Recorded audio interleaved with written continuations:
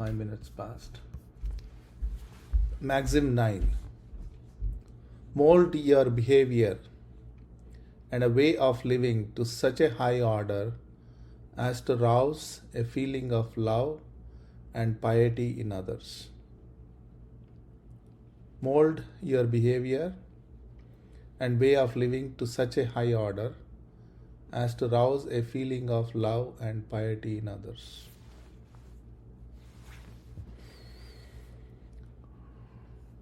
It's a little difficult maxim to explain. And this is one maxim, it's kind of, other maxims like, okay, we can think of it like step by step. This one covers our every step of our life, how we should conduct, how to bring that harmony in ourselves. It basically challenges us. Let me read what Babuji said. We get power from our thought. It happens only when we create perfect harmony between things of our making and those of the divine. The word vyavahara means the activities in a transactional plane. Practical dealings carries a wide meaning. It covers the entire sphere which falls next to the ultimate. There is uniformity in dealings, in divine dealings, but only in a particular sense. So there is a lot said here.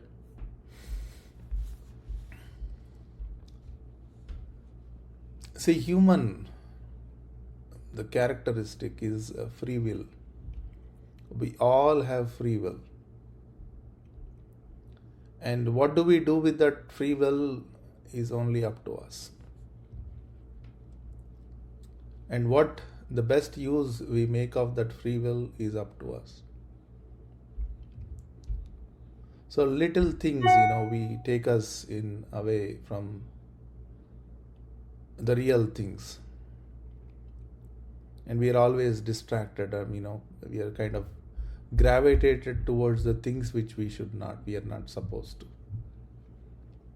Then what happens is it creates certain imbalance.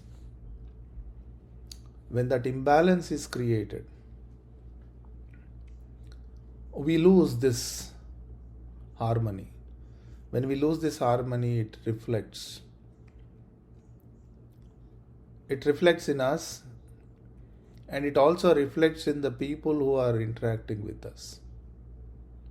The way they treat us, the way they receive us, everything changes. And then that becomes even more troublesome. Right? So it's all about this whole aspect of life is about, showing that integrity, sense of duty, sense of, so many things coming to the aspect here, coming to the front here. Mainly sense of duty and integrity. You see, even at your workplace, someone who is working hard, if you give them the work and it is done, they ensure it is done, you will see automatically all the people around in that workplace respect that individual, correct? And same thing happens, when you go to the church.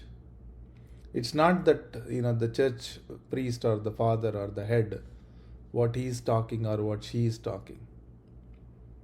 The kind of integrity they bring to the table. The sense of duty they bring to the table. The sense of belonging they bring to the table. The same happens with the heartfulness teachers, what we call the masters. We don't just respect them or, treat them well just because they are masters. They have to show that integrity, they have to show that sense of duty, and so many things they have to bring forth for us to kind of give that respect and reverence. It doesn't happen automatically. Even the parents toward their children, if that integrity is not there, maybe children are dependent right now. Once they become independent, they don't value the parents. They'll pinpoint, right?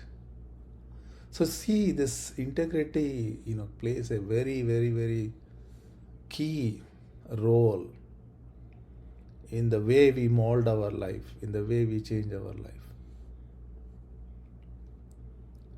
If that aspect we cannot bring, the life becomes, a very flippant, passing, troublesome. Momentary enjoyments will be there, but they don't last long. Momentary happiness will come, but it doesn't last long. So that flippant attitude will bring similar life, What goes around comes back. Right? So even in every aspect of life, this kind of plays a very key role, and so in spirituality. Right? So even in the Bible it says, right, to do what is right is just more acceptable to the Lord than the sacrifice. To do what is right, that basically means integrity, sense of duty, is more acceptable to the God than the sacrifice. See, the sense of duty and integrity has put above everything of the human character.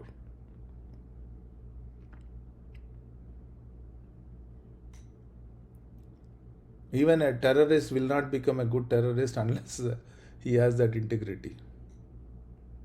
He will not achieve his goals, targets, whatever. So good or bad, this integrity plays a key role in success. But if this integrity and the righteousness, integrity combined with the righteousness and sense of duty is there, then we become more favorable candidates for the God. It is not just, I have faith, Lord, hail the Lord. Doesn't work here. Lord is not so gullible, right? If He is almighty, all powerful, we kind of treat them as if He's gullible. Right? So, even in the same, this is from Proverbs. I was doing this with, the study group. I do it at the office for the Bible study group. That's why I remember them. The Lord detests the lying lips. Right? Why? Because there is no value, there is no integrity, there is nothing, though there is no value I am bringing when I am saying, Oh Lord, I love you, I believe in you. Why am I believing in you? Because I am looking for my own selfish, whims and ideas, fancies, they needs to be fulfilled. But when there is an integrity, I believe in the Lord for the Lord's sake, not for my sake. So when I bring that such righteousness, such integrity, then this whole world becomes mine. It drops all these prejudices, all the negative qualities. If someone respects me, I still respect. Someone doesn't respect me, I still respect. But still, I with someone I have to maintain certain distance to keep that respect. That's okay. But there is no negative feelings, which we were discussing in one of the maxims. See, this maxim kind of covers everything. There is a story. A king wants to select his successor.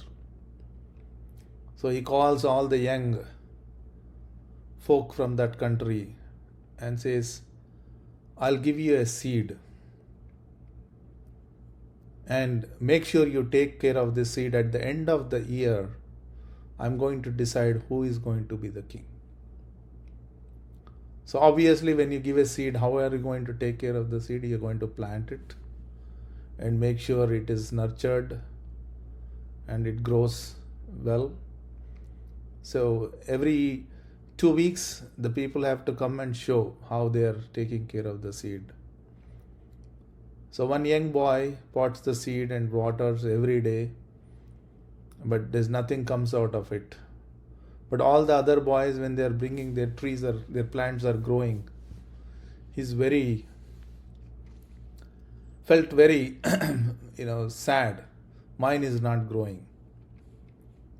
And he tells the mother, I'm going to quit this contest. I said, it doesn't matter. Participation with all integrity is the right thing to do. Just participate. Do what you need to do. If that seed comes out, manifests into a plant or not, grows into a plant or not, doesn't matter. He continues. At the end of the year, everybody's plants grow big except this guy. And the king announces this boy is going to be the king, the next king. And everybody wonders how. We all have grown plants and this guy doesn't have anything. He has a barren pot. The king says, the seeds I gave you are the boiled seeds. They're not supposed to grow. You see, at some point, whether we make the other believe by lying, but at some point it's going to come out. When it comes out, your whole, personality is at stake. You lost it. And you can see all around the world, the so-called religious preachers, teachers are failing in this aspect.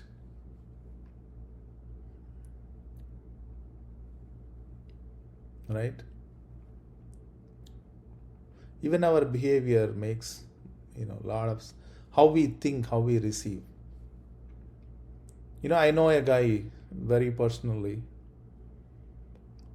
Anybody he interacts with, there will only be a conflict. There is never a nice dealing. I always told him, that guy, he behaved rudely with me.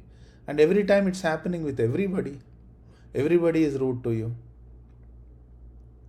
So I told him, it is your personality. You are making it happen because you don't value yourself. When you value yourself, your behavior changes. Your interaction with the world changes. So everything starts with us. So in order to arouse the piety in others, I must feel piety about myself. I am the only one who knows about myself very well. I know all my faults. I know all my, good and bad things, pros and cons, good qualities and bad qualities. So I'm the only one who can change. Unless I treat myself with all the respect, but how can I expect the others to treat me?